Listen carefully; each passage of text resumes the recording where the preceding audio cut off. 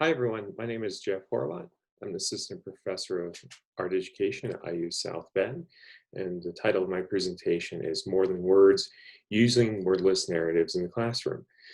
In this presentation, I'm going to share with you a project that I've been doing with my freshman level foundations 2D design students for several years now. And in this project, they have to create a series of images that tell a story without word dialogue or use of any kind of cultural symbols, an entirely visual narrative.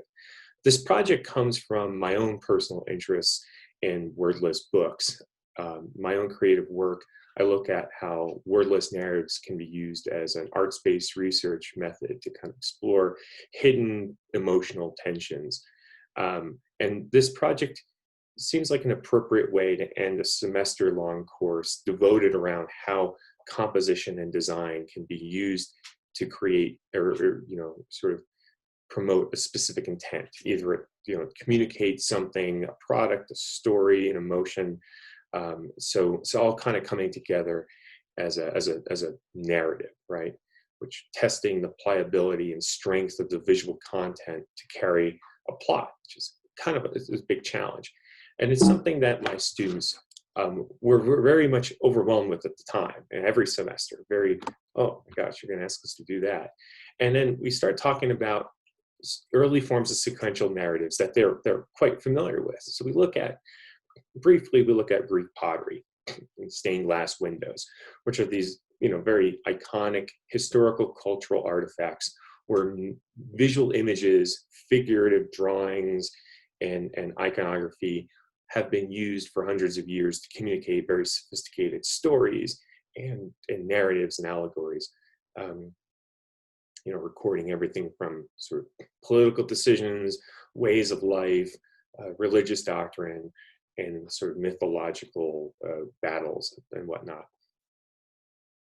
So the idea of a visual narrative being read, in the context of stained glass windows and Greek amphoras and other objects, the idea becomes much more familiar, right? So we talk about registers and each segments and reading things in a certain specific way, right? So that the previous content helps us understand the future content. We look at historical paintings such as these altar pieces, these triptychs, where you read the central painting first and then tend to go left to right. And we kind of address the symbolism in these images, how we as contemporary readers look at these images in very different ways. But if you were in sort of the 15th century, you would be able to read this painting and understand very specifically what's happening, and more than sort of the idea of the Annunciation, right? Be able to look at the symbolism of red or different objects on the table, right? Which all kind of help to kind of specify what exactly is happening here. We look at other examples, such as William Hogarth, a really famous printmaker who created a series of works that oftentimes created or critiqued sort of different social ailments. And so there's these morality tales, these story. This one specifically, stages of cruelty, how animal cruelty kind of eventually transpires into creating murder, right? And so and the murderer is executed. So there's always sort of a grisly ending to these morality tales. And then contemporary, more contemporary, modern examples of narrative being read in multiple panels would be Umberto Boccioni's States of Mind, and which is again this kind of enigmatic, abstract, expressionist series that is suggestive of the idea of leading on a train, saying goodbye to somebody, being left behind, but oftentimes is about that sort of emotional weight of what it feels like to be separated from someone, and to do so in a very abstract, kind of distorted way. I think it's a really clever way to show again the power of line, shape, texture, and color. we followed that conversation up with a specific look at wordless books themselves, which was a literary genre not a lot of people know about that emerged in the 1920s, 1930s, and it's considered to be sort of the first graphic novel. Um, Oftentimes they were black and white. They were made with through woodblock printing techniques, so they were black and white, one page per image. And again, they did not have any words in them. They wanted to communicate the narrative completely with images alone. And oftentimes the themes that were expressed at the time were very contemporary to what's happening in the artist's environment, right? So, you know, post-World War II, post-World War I, pre-World War II, the artists oftentimes addressed social turmoil that was occurring in Europe at that time. So Frans Mazereel is a Belgian artist who's considered to be kind of the lead figure of this literary artistic genre, and he created A Passionate Journey in 1919, which tells a story of this man who's basically frustrated with industrialization and sort of a rampant capitalist structure, and basically like leaves it all behind and goes on this journey to leave the city and goes into nature and finds happiness.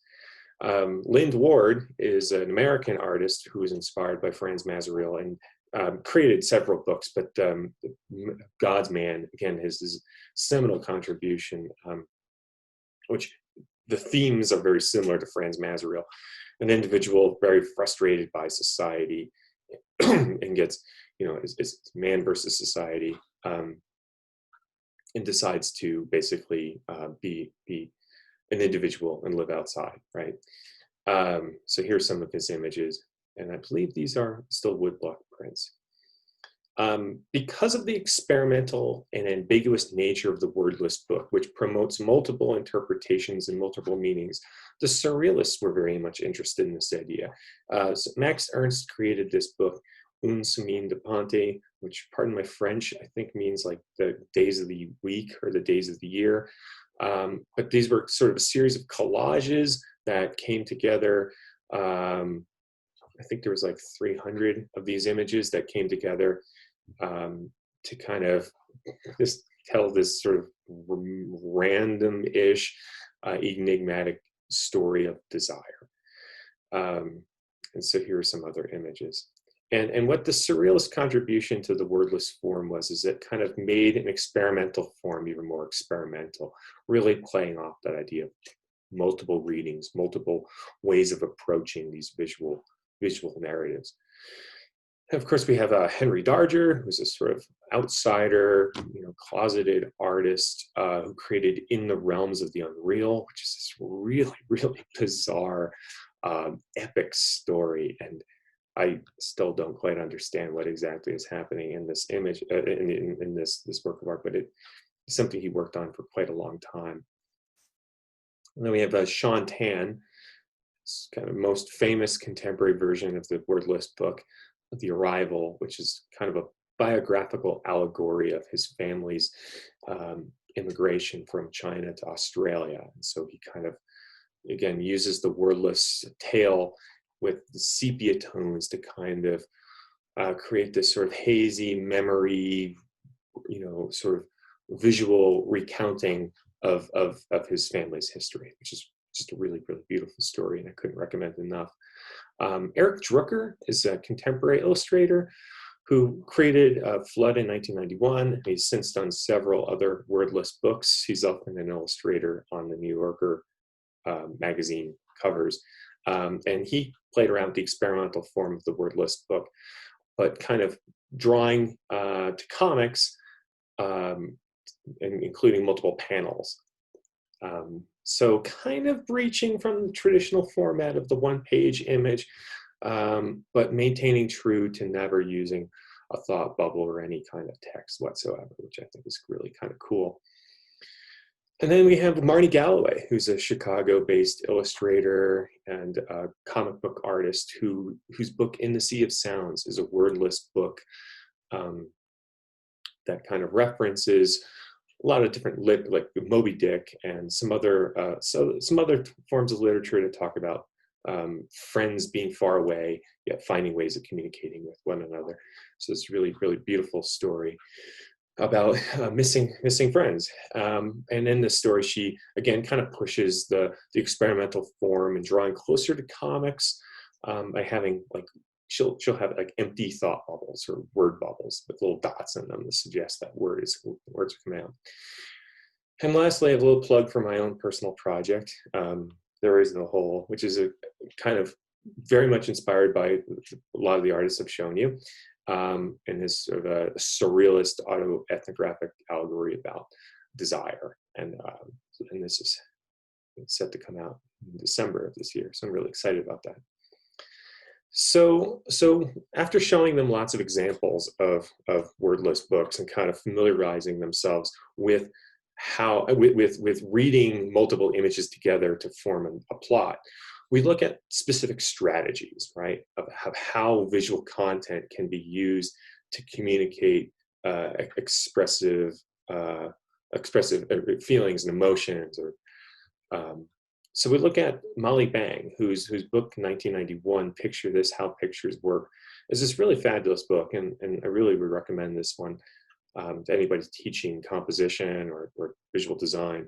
In it, she kind of unpacks the cover image of the Little Red Riding Hood, right, to tell the story of Little Red Riding Hood with one static image in a very abstracted way.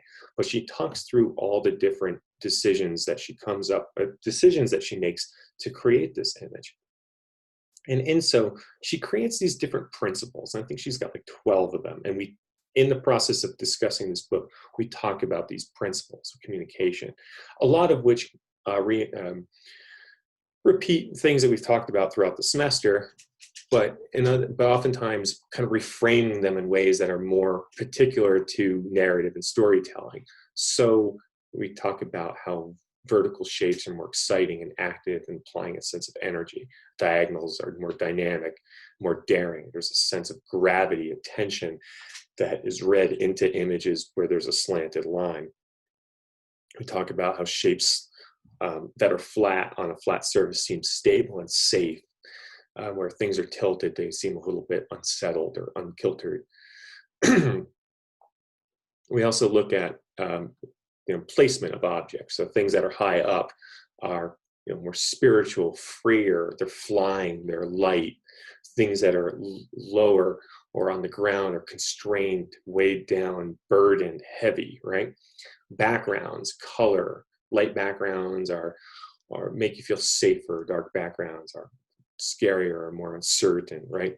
So a lot of this stuff is kind of common sense, but again, looking at it in terms of this very abstract form, students start to really are able to articulate these decisions and these strategies and how it can help them to say what they want to say. So again, principle 8. It's basically hierarchical scale, right? But the larger the object, the more power it has. The smaller the object, the least power it has. So if you have one large object and one small object, that large object looks like it has power or sort of agency over that other object, which again is kind of an interesting idea. Other ideas that are important from this text is the idea of separating a shape, having a series of shapes or one shape away from a series of shapes. It creates a sense of isolation, being ostracized, being sort of kicked out, right? Being alone, right? Which is, again, these are shapes. One wants to be near the other and it can't. And it creates this emotional feeling, which again is kind of an interesting thing. So then looking at Molly Bang addresses how each panel, each page has the decisions made on each page can help us to understand what's happening. Because these are multiple panels, multiple images that we're looking at and how they relate to one another, we have to figure out, strategies for connecting images together. So then to do that, we look at comics, right? Because wordless books and graphic novels are very much share a similar lineage of sequential image making, right? So Scott McCloud's Understanding Comics, I think it came out in 1992, and this book is just, to this day, it's still just a really, really fabulous reference for not just comics, but all forms of visual narratives. And again, I highly recommend this book. In chapter, I think it's 3, he talks about these panel-to-panel progressions, different strategies for telling stories in relation to the panels that happen after them. And so he labels them as moment to moment, action to action, subject to subject, scene to scene, aspect to aspect, and then the ever favorite and very elusive non sequitur. And so here's kind of a little bit of a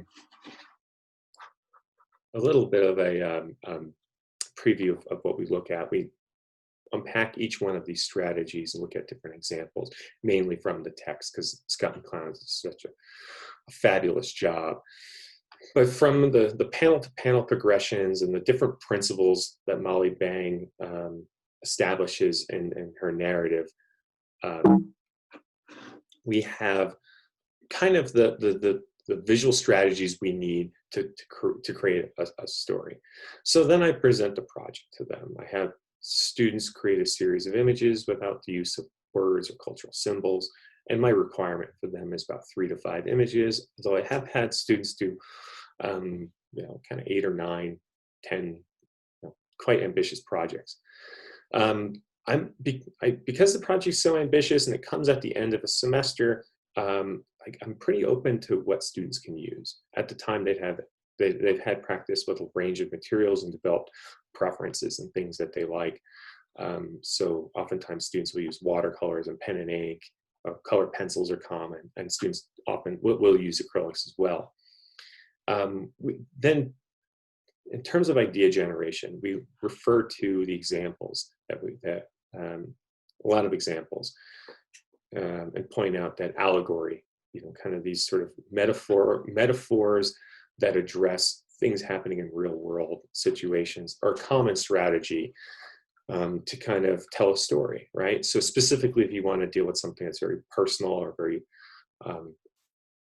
emotional, maybe a little traumatic, using metaphor, kind of character stand-ins for that phenomenon that creates a little bit of distance between you and the artwork that you're creating is a really helpful way to sort of give yourself permission to do something that's difficult. Some students, a lot of students create allegories. Over the years, I've noticed that this is a common strategy. Some students will do things that are very autobiographical. We have students that see this as an opportunity to explore a different fantasy realm or dimension, or kind of an entirely fictional story, oftentimes kind of funny or humorous. The sequencing of the projects are, we start with thumbnail sketches and storyboarding, so very loose drawings. Students then will create preliminary sketches of specifically kind of designing and describing the characters, maybe where the light's coming from, textures, color, use of playing around with materials themselves. And then finally, the students will work towards the final images. The projects as a whole, this is a college class, so the class meets twice a week for 2.5 hours, and it basically takes sort of the final month of the semester. So about 3 to 4 weeks, I would allocate, depending on what school system it is you teach in. Could be upwards about 2 weeks, 2.5 weeks for this kind of project. So what I want to do is show you some examples, because over the years I have compiled a lot of really fabulous works from students. First one, using ink and liquid watercolor as this kind of really approachable and kind of funny but slightly sarcastic social critique of people's use of technology, depending on technology and dependency on technology. Other examples include works that are kind of light and friendly and simple, but sort of celebrate sort of the everyday beauties, right? One's relationship with a silly cat who kind of bugs you while you're sleeping, which for the student was something that they wanted to celebrate in their work. And again, the red arrows would help you navigate my composition. This student used this project as an opportunity to explore this fantasy world that they'd been kind of developing in their sketchbook when not working on projects from my class. And so this was an opportunity for them to really pull together a lot of these characters that they've been drawing, um, which is very cool. This student, Bella, created this narrative that explores sort of the joys and absurdity of being absorbed in a book, right? Um, Sort of straddling this like different realities in this really funny way. This example by Colin, things get a little bit more serious. It's sort of a visual allegory of a failed relationship that he had with another person, and I guess the two, the blue bird symbolizing him, the red bird symbolizing the person he was interested in, and the trees representing kind of his family and friends that kind of interfered, and inevitably, for him, he feels like that interference caused this relationship to fall apart. And so he created this very complex series of three images loaded with different symbolism, even down to kind of the limbs being cut off on some of the trees, the cups of coffee, the red string, all very personal to him. But when presented to class, kind of everybody kind of came at this with their own life experiences, which I'll get into a little bit later. This one by Cassandra is a really beautiful story about kind of personal identity, coming to terms with one's sort of appearance, cutting hair off, kind of starting over, a chance to recreate yourself, and sort of the initial fear of that change, but sort of the beauty that can come from it. And so she uses the black and white, and then as she takes this chance, she lops her hair off. Color is infused in the story and kind of suggests, sort of self-acceptance. Again, arrows to help you read my arrangement of her arrangement. We have Eric. Eric took this as an opportunity to create sort of this allegory about losing his father. So his father passed away, I forget from what illness. But this allegory was a way for him to kind of visualize his grief of losing his dad and kind of moving on, which again, I thought was very touching. And then lastly, Chloe created a series of images that dealt with sexual assault. And the student didn't disclose, how biographical this story was, but she used this sort of simple system to talk about sort of the insidious nature of this form of violence and what it does to one's body. And then the conclusion, which I think is just very profound, is, how does one grow? How does one recover? They stitch themselves back together and they grow, but there's still the presence of this aggressor, right? The snake's tail is still up in the corner of the composition, just letting you know it's still there, right? Which I found to be really profound. So when we look at these visual narratives and we critique them, I provide some prompts for them. And these prompts, ways of decoding strategies, are based loosely on Edmund Feldman's model of understanding visual art. And I'm sure many of you are familiar with the description, analysis, interpretation, and judgment. And I loosely base the sequencing of questions that I ask during critique on that model itself. So we start off, when we look at an image, a work, start out by talking about what we see, right? Identifying the formal elements, formal visual elements.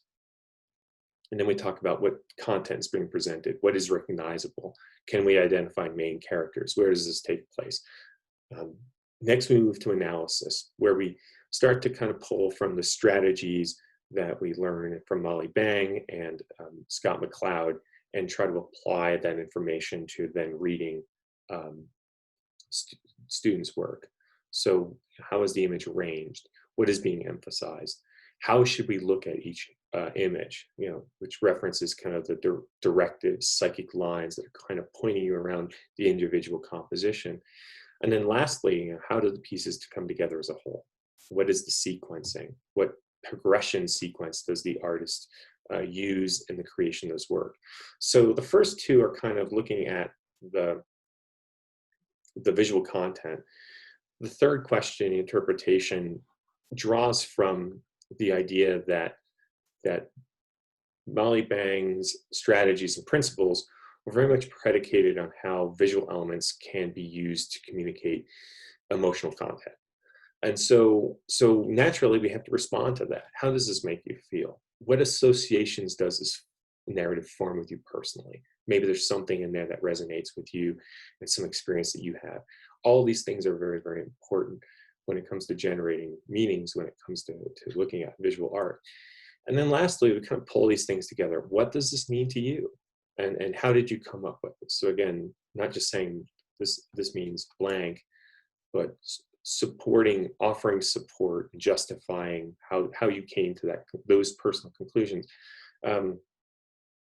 What does it mean to you is also sort of prompting students to think about this individually, right? So in the course of a critique, multiple meanings and interpretations are generated through these when looking at people's stories, which is really, really important for students, not only to become aware of how they approach and think about a work of art, but how other people and with their own subjectivities and their own life experiences come to conclusions about their work as well.